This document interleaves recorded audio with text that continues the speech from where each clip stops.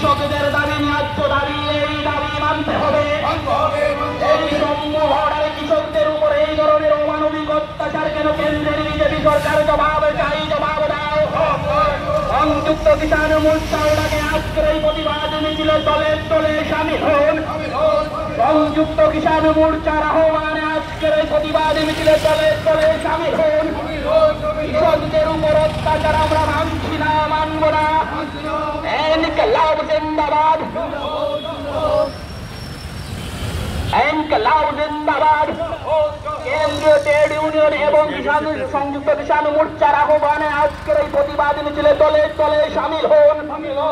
এই কৃষকদের উপরে অমানবিক অত্যাচার কেন কেন্দ্রের বিজেপি সরকার জবাব চাই, জবাব দাও।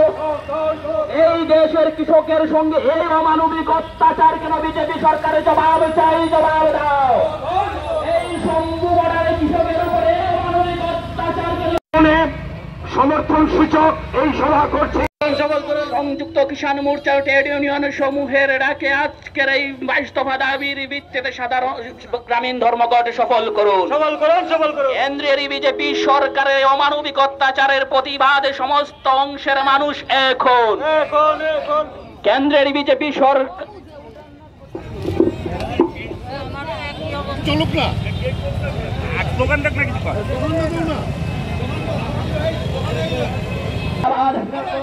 সংযুক্ত কিষাণ মোর্চা ট্রেড ইউনিয়নের সমূহের ডাকে আজকের এই প্রতিবাদ কর্মসূচি দলে দলে সামিল হন।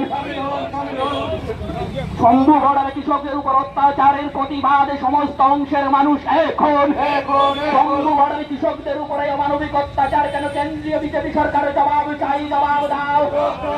কেন্দ্রীয় সরকারের অমানবিক অত্যাচার আমরা মানছি না, মানব না। এই কৃষক অমানবিক অত্যাচার কেন বিজেপি সরকারের জবাব চাই, জবাব দাও। এই জবাব তোমাদের দিতে হবে। এই সংগ্রাম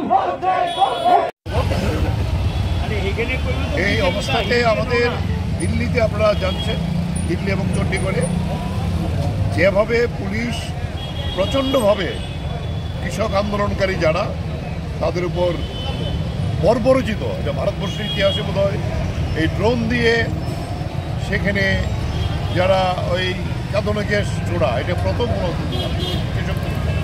কৃষকরা কি অপরাধী? তারা কি ক্রিমিনাল কেস করেছে? তারা তো নিজেদের হক দাবি চাইতে আসছে শ্রমিকরা।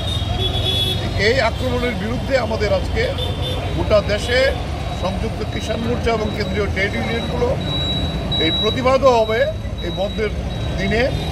তাই আমরা আজকে আগরতলায় এই প্রতিবাদে সামিল হয়েছি পুলিশি নির্যাতনের আক্রমণে।